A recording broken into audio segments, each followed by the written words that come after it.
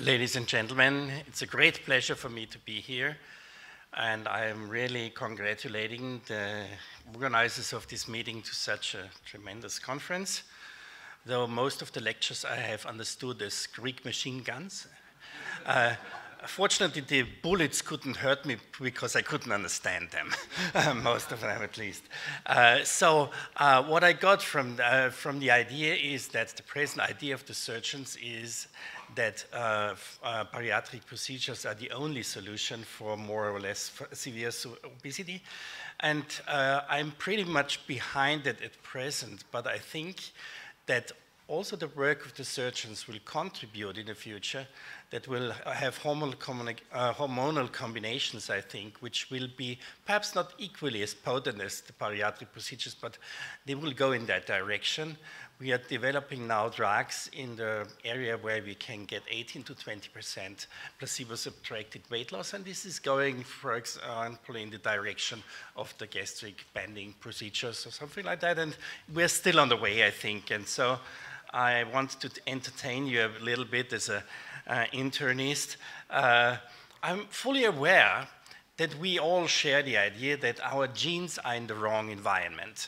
And this new environment changed the world in the United States with obesity and diabetes going on. And it's also the same in Europe. These are actually the data not shown by most of the people, but I have this data from Eurostat from 2016. It's the newest data we have. They have reflect obesity until 2014. And you see here Austria, which is a little bit below the mean of the European Union, and Greece, which is a little bit up. Not all these data are that precise, I would say, but the tendency is there that obesity has tripled almost everywhere in Europe and elsewhere in the world. So we all are aware that obesity is a complex and multifactorial disease, relying on energy intake and energy expenditure, but behind that, and keep that, is the brain, more or less. More than 80% of the genes identified in relation to obesity are sitting in the brain. And the brain potentially makes the difference, though there's a lot of crosstalk with other organs, with medications, the gut, the pancreas, and adipose tissue. I don't want to go in detail, but predominantly acting in our society is the inactive lifestyle. Smoking cessation in some patients, psychosocial factors, we'll speak about that later, and also the palatability and the pleasure associated with eating. I prevent you from eating another half an hour. So we are in an obesity environment, and we have to be aware that there is a lot of fast food around. This is more typical in our countries, in Middle Europe, and especially, for example, in the UK, as it is here, because people here tend to take time a little bit more for eating, at least most of them. But be aware that if you make an advertisement against this society, that sausages together with beer or bread and ketchup are similarly as bad. And this is everywhere the case. This is more the Austrian and the German type, and this is the globalized effect of McDonald's. It could be easy. Numerous studies of the last 50 years have proven, and I don't want to go in detail and don't want to show you 50 slides on that, have proven that people without physical activity, when they are predisposed, lose their control over appetite behavior. And that's one of the crucial things we face. So they're stating that the basis for success in starting physical exercise and staying with it long term, as well as changing diet, of course. Eat less calories, eat less fat, eat less sugar should be easy.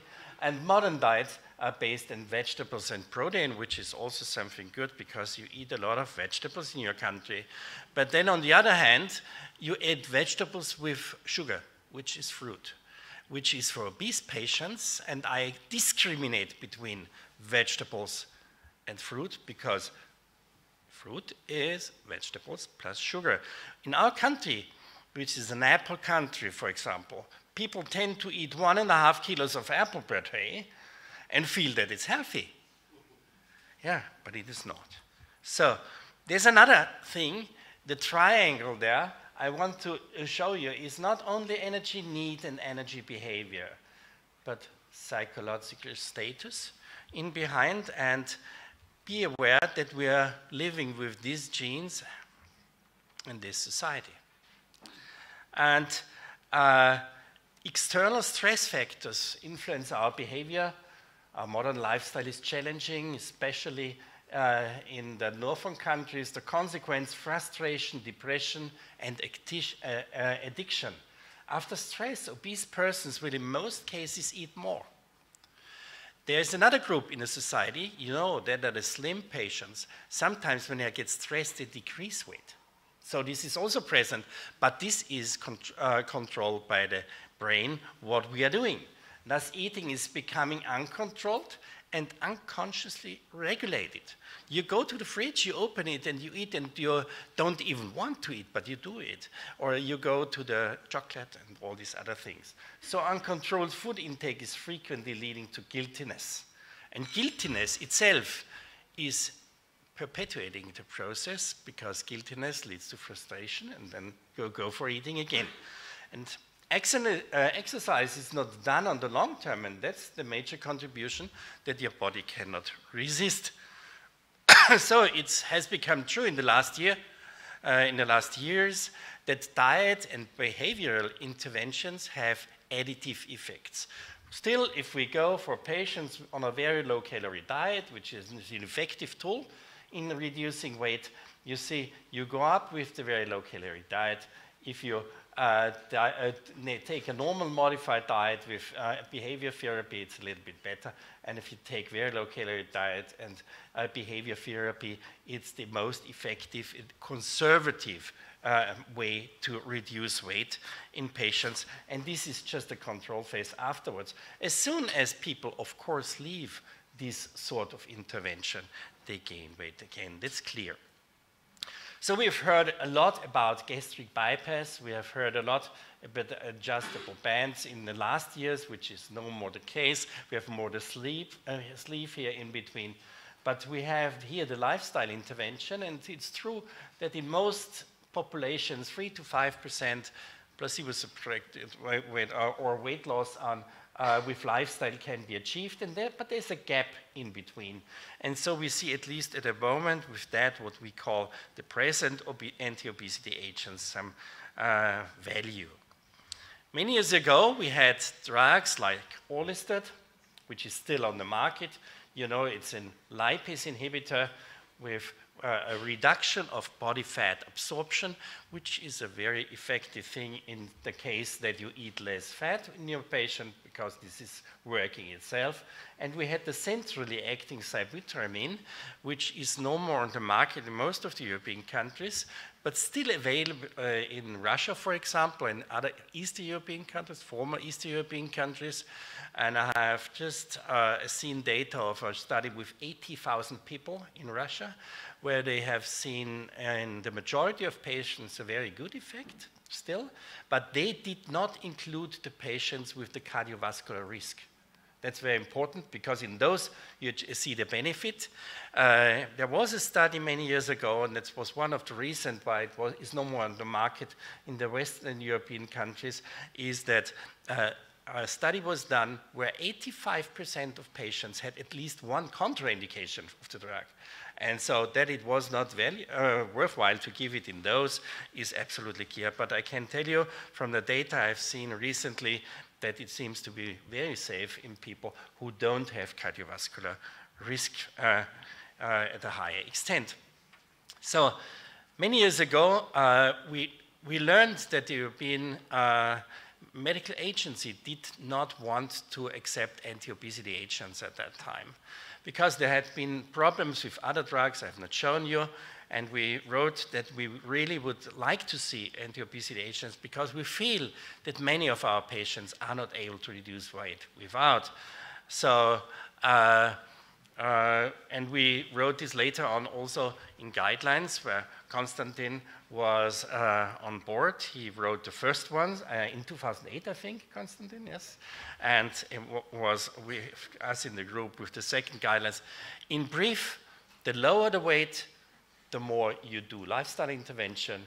If you get up a little bit, you go for lifestyle plus drug intervention. And as you have heard, about 35, 40, depending on the concomitant diseases, you go for bariatric surgery. So if we look at the situation of drugs worldwide, you see here a slide, and I guide you through, because it seems to be a little bit complicated, but you can look at those who are green, they are on the market in Europe. In America, we have a combination treatment which is not available in Europe because it was not accepted by EMEA on the same basis of data where FDA approved it. And it was because the highest dose of the drug increased heart rate by 1 beat per minute. And this was drawn back, and still EMEA didn't want to have, though there was a drop in blood pressure, and everybody who is a cardiologist here, and I heard that there are some, knows that this ridiculous. But this was a policy at that time. Another one was abolished some years ago. This is still, we are not sure whether this will come here. I don't think so. But we have now three things. I showed you already the Xenical, the Orlistat, which is marketed under Xenical and Ali in Middle Europe. These two, as I said, are not available. This is available in the United States. Liraglutide, and we see Mane guide you briefly through everything. So we have said that Orlistat is available and is the most safe drug potentially from the whole group. But still, I will show you that we have two combinations, a naltrexone-bupropion combination and liraglutide. They have been approved by EMA in 2015, following our paper, but have not been marketed in most parts of Europe till this year. In some parts of Eastern Europe, they were available. How is the status in Greece at the moment? Yeah, both.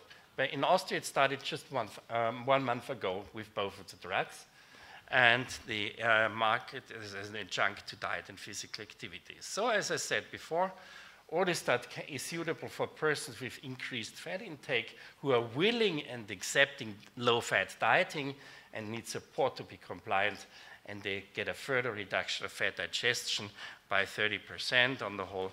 It can only increase gastrointestinal side effects. I have published many years ago a paper on patients with the metabolic syndrome where we try to achieve a caloric deficit of -500 or -1000, and all of them got the Orlistat, and you see this was only slightly better, but why? Because those achieved more, they did it better than we asked them to do, and those achieved less than we asked, so where there were only 120 calories in between these two groups, but still both groups were very successful, and a 10% weight loss was at least achieved, or 12%. So if we go to the naltrexone-bupropion combination, not all of you are that familiar, I heard, with the brain, but I think that we have a nucleus in the brain.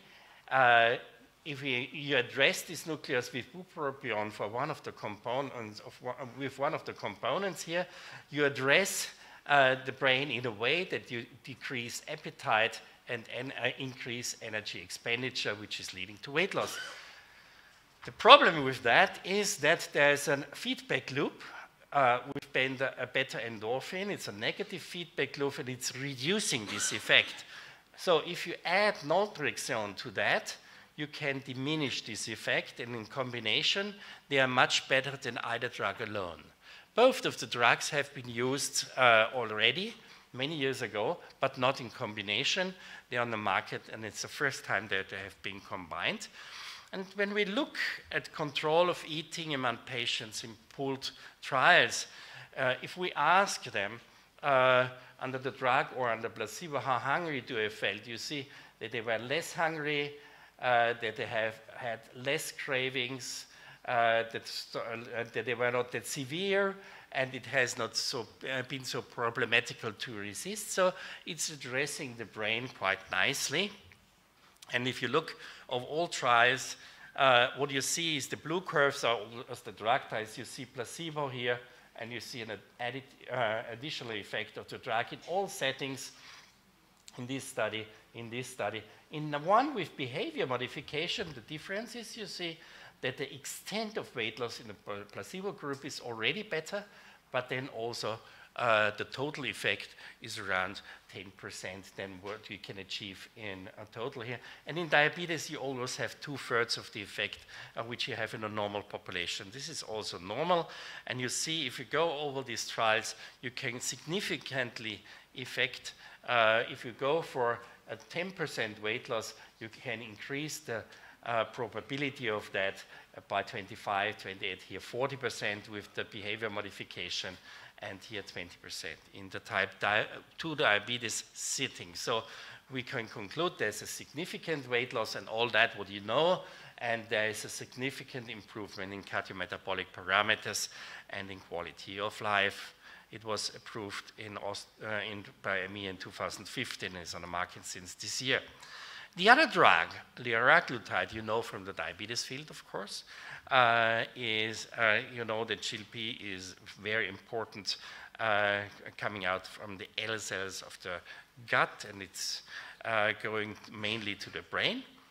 It's working nicely in the brain, and it reduces, in most of the studies, considerably energy intake in human beings by some 100 kilocalories. And the metabolic effects, to sum it up, is increasing satiety, increasing fullness, and decreasing gastric emptying. I don't want to go in detail with this drug, but if we look at very important dimensions, it's increasing satiety, fullness, and decreasing hunger, and the tendency to prospective food consumption. The effect you can see is dose-dependent. It was compared in the present study with orlistat being the green here, and the blue ones here, the liraglutide, and you see there's a significant difference with the available drug, orlistat here. And if you set people who have been on placebo in the first year, then on the drug, they achieve the same as those who were already on the drug in the first year. So you can still, if you want to go on later.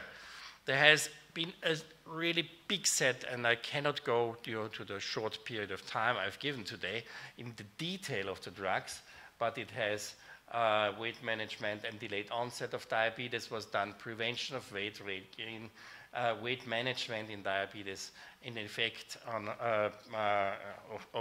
obstructive sleep apnea. If you look at the categorical weight loss, which is pretty much the same of weight, the same thing I showed you before, you see it's better, but it's not the wonder drug, of course, as the other drugs at the moment also are.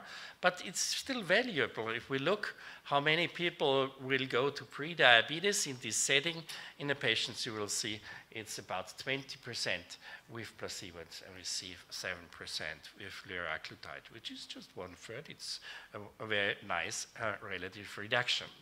So summing it up, we have drugs available. They are not not stars, but they are pretty much helpful. Orlistat with the GI disturbances, naltrexone, and liraglutide, more or less with central nervous side effects, and these other two are not available. But still, we are on the way, and as I said before, we will have better drugs in 5 to 10 years, and I thank you for your attention. Thank you very much.